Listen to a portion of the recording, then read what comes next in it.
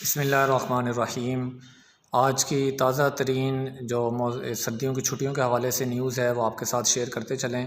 ابھی وزیر اعلیٰ پنجاب محسن نقوی کی جو پریس کانفرنس تھی اس میں اس نے واضح طور پر یہ اعلان کیا ہے کہ 9 جنوری تک ہم موسم کی صورتحال کا جائزہ لے رہے ہیں۔